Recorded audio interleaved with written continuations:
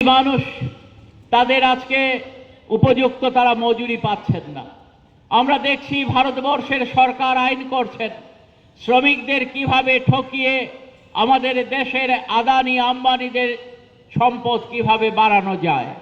আমরা দেখছি ভারতবর্ষের সরকার সেখানে আইন করছেন কিভাবে শ্রমিকদের যেখানে সরকার স্বীকৃত সময় ছিল 8 ঘন্টা, সারা পৃথিবীতে যেটা স্বীকৃত সময়, যেটা শত শত বছর ধরে পৃথিবীর বুকে চলে আসছে লড়াই করার মধ্য দিয়ে আমাদের ভারতবর্ষ সহ পৃথিবীর শ্রমজীবী মানুষ আদায় করতে পেরেছিলেন 8 ঘন্টা কাজ, 8 ঘন্টা বিশ্রাম, 8 ঘন্টা আনন্দ।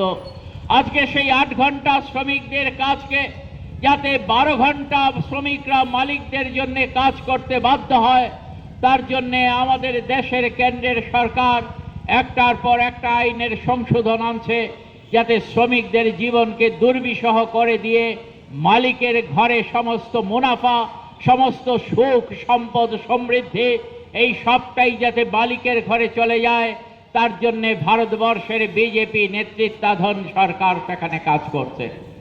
আমি আমাদের আজকে এই কৈলাসহর মহকুমায় যারা বিজেপিকে সমর্থন করেন, যারা বিএমএসকে সমর্থন করেন, সেই বন্ধুদের কাছে আবেদন জানাবো, আজকে ভারতবর্ষে যেখানে আমরা লক্ষ্য করছি নরেন্দ্র মোদী সরকারে আসার আগে আমাদের ভারতবর্ষে যেখানে 100 জন মাত্র বিলিয়নিয়ার ছিল, অর্থাৎ 100 কোটি ডলারের মালিক ছিল, এরকম 100 জন মানুষ ছিল।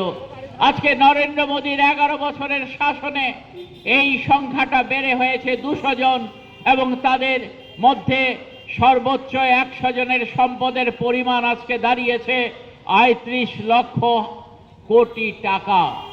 কোথা থেকে এই সম্পদ গিয়ে মাত্র 100 জন মানুষের ঘরে জমা পড়ল?